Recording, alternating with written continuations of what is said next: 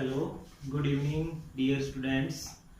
तो आज आप डिस्कस कर रहे थे केमिस्ट्री का फर्स्ट चैप्टर और फर्स्ट पार्ट बना था। उसके बाद आप नेक्स्ट लेके आए।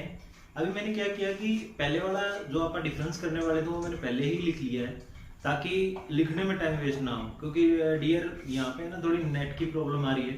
तो मैं चाहता हूँ कि जो भी आप करें एक्यूरेट करें, और लिखने में टाइम वेस्ट हो जाता है उसमें ही ज़्यादा मतलब वीडियो लंबी हो जाती है। और इससे अच्छा है कि पहले से लिख के और फिर उसको आगे समझाया जाए तो अच्छा रहेगा। ठीक है, चलो प्रोसीड करते हैं। देखिए, आपने बात की थी कि क्रिस्टलाइन सॉलिड और अमorphous सॉलिड। सबसे पहले आप क्रिस्टलाइन सॉलिड के बारे में बात कर रहे थे। क्रिस्टलाइन जो सॉलिड होते हैं, यानी मैंने आपको बताया था कि जैसे मान लो जिनकी डेफिनेट अरेंजमेंट होती है, यानी पार्टिकल की डेफिनेट अरेंजमेंट होती है, एक ज्योमेट्रिकल अरेंजमेंट होती है, ऐसा बोल सकते हैं आप। जैसे कि मैंने आपको एग्जांपल दिया था कि वाल जो होती है उसके अंदर क्या होता है, ब्रिक होती है, वो एक डेफिनेट पैटर्न में लगाई जाती है। पैटर्न में लगाई जाती है तभी एक आप उसको एक बिल्डिंग बना देते हैं, बड़ी से बड़ी बिल्डिंग उसको बनाया जा सकता है। ठीक है, तो अब अपन यहाँ पे क्या करना है, क्रिस्टलाइन सॉलिड।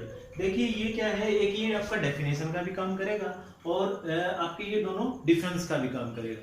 ठीक है, तो अगर आप एक क्वेश्चन कर लेते हैं तो यहाँ से आपका यूं मान के चलो कि मैक्सिमम 4 से लेके 6 मार्क्स तक का ये क्वेश्चन बन जाता है आपका। ठीक है, 4 to 6 मार्क्स। ठीक है, अगर ये डेफिनेशन आती है तो भी ये 2 मार्क्स की तो अकेली डेफिनेशन ही आती है HBSC में।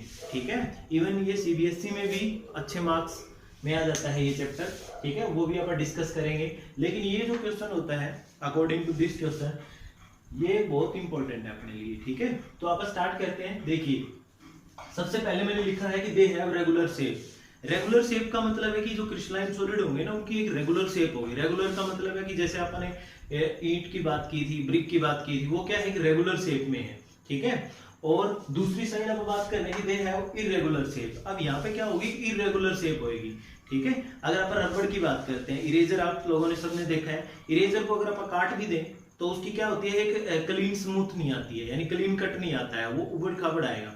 ठीक है, समझ रहे हो। तो वही होती है कि ये क्या देते हैं, एक रेगुलर शेप देते हैं और ये इरेगुलर शेप देते हैं। उसके बाद there particle are arranged in a definite pattern. ये बात आप पहले भी कर चुके हैं कि इनके जो पार्टिकल होते हैं वो एक डेफिनेट पैटर्न में होते हैं। ठीक है, उसके बाद ये जो होते हैं, there particle are not arranged in a definite pattern.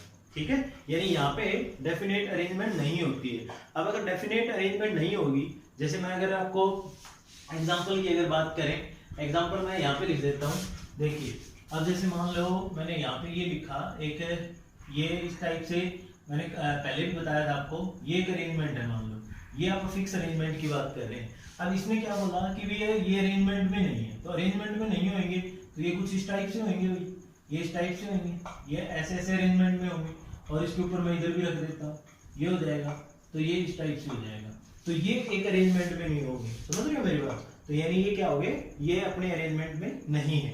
तो अब अगर ये अरेंजमेंट में नहीं है तो ये क्या करेंगे, they have short range of order. समझ रहे हो, यानी अगर आप किसी चीज को, आप लोग भी जानते हो, अगर किसी चीज को आप जचा के रखते हैं, जचा के का मतलब है कि अरेंजमेंट में रखते हैं। जैसे आप दीवार का एग्जांपल लेते हैं, अगर उनको एक पैटर्न में लगाया जा रहा है तभी आप एक ऊंची से ऊंची, बड़ी से बड़ी दीवार बना सकते हैं। ठीक है, और यहाँ पे क्या हो जाएगा, क्योंकि इनमें तो एक पैटर्न आता है, अरेंजमेंट आती है, तो इसलिए में इसमें क्या होगा, एक लॉन्ग रेंज ऑर्डर होगा। लॉन्ग रेंज ऑर्डर का मतलब है कि आप एक डेफिनेट हाइट तक जा सकते हैं। समझ रहे हो मेरी बात। और यहाँ पे ये जो शॉर्ट रेंज ऑर्डर में आ जाएगा। They have sharp melting point. Sharp melting point का मतलब ये समझ सकते हो आप कि इनका एक ना जैसे फिक्स होता है भाई, इस पॉइंट के आने के बाद ये शार्प एकदम से मेल्ट हो जाएगा। समझ रहे हो।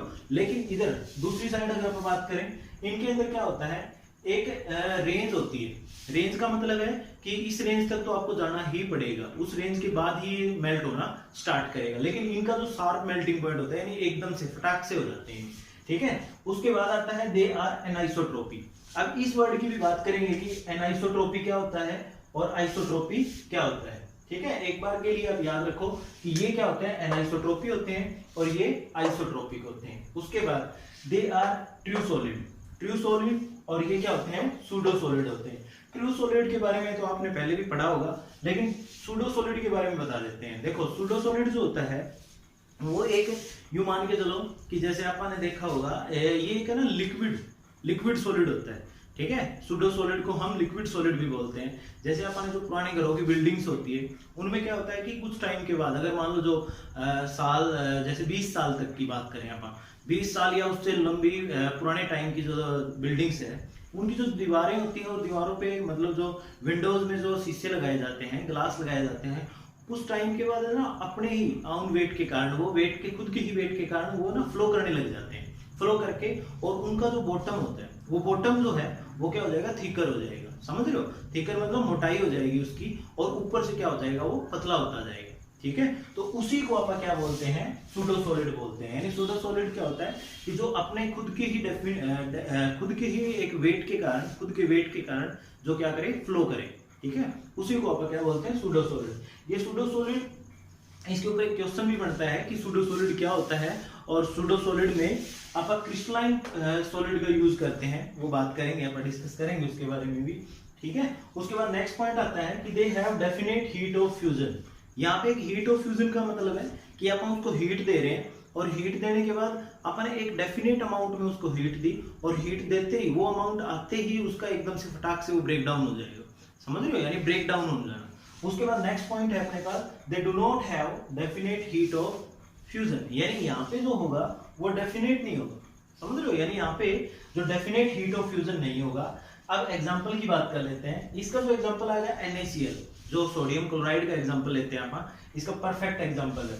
उसके बाद आता है क्वार्ट्ज में आ जाता है। उसके बाद आता है यहाँ पे अगर आप अमरफस की बात करें तो प्लास्टिक, रबर और भी बहुत सारे होते हैं, ठीक है। लेकिन आप अगर दो भी याद रखेंगे तो भी बहुत है। तो यानी NaCl, क्वार्ट्ज, और इधर आ जाएगा प्लास्टिक और रबर, ठीक है। बहुत आसान है गाइस। देखो अगर आप लोगों ने मान लो डिफरेंस कर लिया तो आप डेफिनेशन तो इसी के लिए, अगर ये पॉइंट देखो, एक बात बता देता हूँ, अगर पॉइंट बना के लिखेंगे ना तो उसमें क्या होता है, मैक्सिमम मार्क्स मिलने के चांस होते हैं। अगर आप इन्हीं बातों को इकट्ठा लिख देते हैं तो इतना क्या होता है कि एग्जामिनर ये देखता कि भाई इसने बस 2 लाइनों में आ जाता, हो सकता है। लेकिन इसको अगर आपने पॉइंट बनाए हैं तो आप कम से कम यहाँ पे अपने पास 8 पॉइंट या 7 पॉइंट बन चुके हैं। तो 7 पॉइंट में जो एग्जामिनर है वो एक अच्छा उसका मतलब आप ये बोल सकते हैं कि उसका एक अच्छा वो रहेगा कि भाई ये बच्चे ने कुछ अच्छा किया है, ठीक है। तो इस तरह से अपन पॉइंट टू पॉइंट बात करेंगे। अब आगे बात करते हैं। नेक्स्ट जो है अपने पास, पहले मैं बता देता हूं आपको कि एनाइसोट्रोपी क्या होता है और आइसोट्रोपी क्या होता है। आइसोट्रोपी का मतलब क्या होता है और एनाइसोट्रोपी का मतलब क्या होता है, ठीक है। तो सबसे पहले वो बात करते हैं आइसोट्रोपी, और फिर बात करेंगे एनाइसोट्रोपी। आइसोट्रोपी का मतलब क्या होता है, देखिए आइसो जो वर्ड है उसका मतलब होता है सेम। क्या होता है, सेम, ठीक है। इसके बाद आइसोट्रोपी क्या होता है कि कुछ ना अपने पास प्रॉपर्टी होती है। जैसे मान लो मैं बात करता हूं इलेक्ट्रिकल कंडक्टिविटी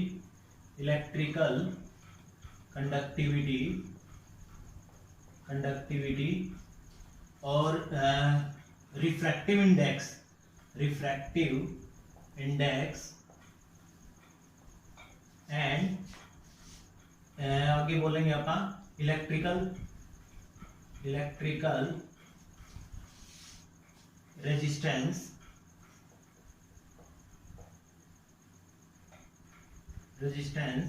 एक्स्ट्रा।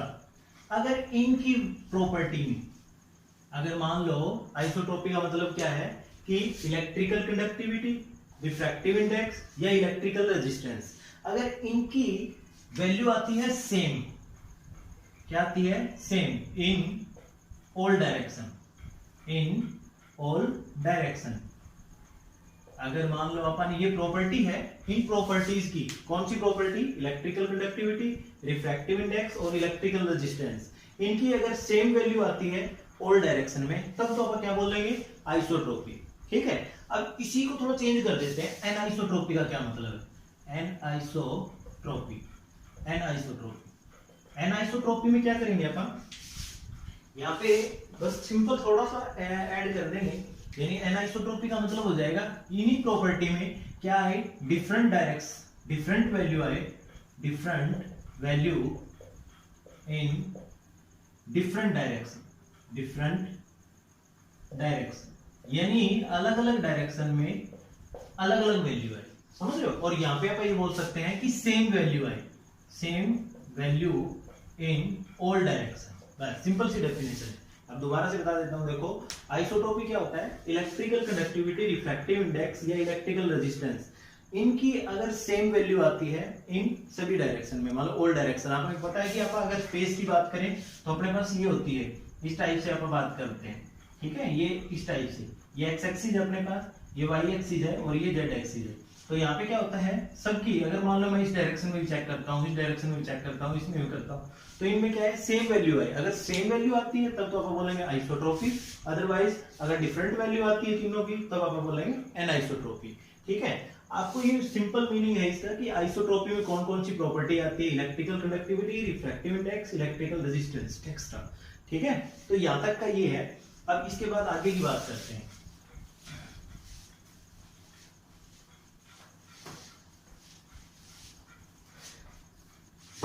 अब आगे जो आता है, आपने जो क्रिस्टलाइन सॉलिड पढ़ा है, अमरफस सॉलिड पढ़ा है, इसके बाद में जो आता है अपने पास आता है types of crystalline solid, types आते हैं भाई। अब टाइप्स की बात करेंगे अपन। सबसे पहले अगर मैं बात करूं टाइप्स में, देखो टाइप्स में क्या आएगा कि सबसे पहला जो टाइप है अपने पास वो आ जाएगा मॉलिक्यूलर क्रिस्टलाइन सॉलिड,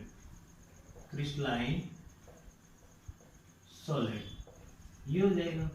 ठीक है, अब आप क्या करेंगे, वन बाय वन बात करेंगे। ठीक है, तो मॉलिक्यूलर क्रिस्टलाइन सॉलिड का क्या मतलब है, देखिए अब इसको पहले डिफाइन भी कर लेते हैं कि इसका मतलब क्या है। देखिए, यानी द सॉलिड्स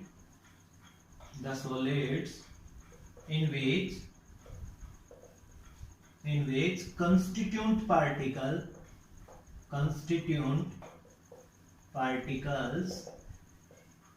are molecule।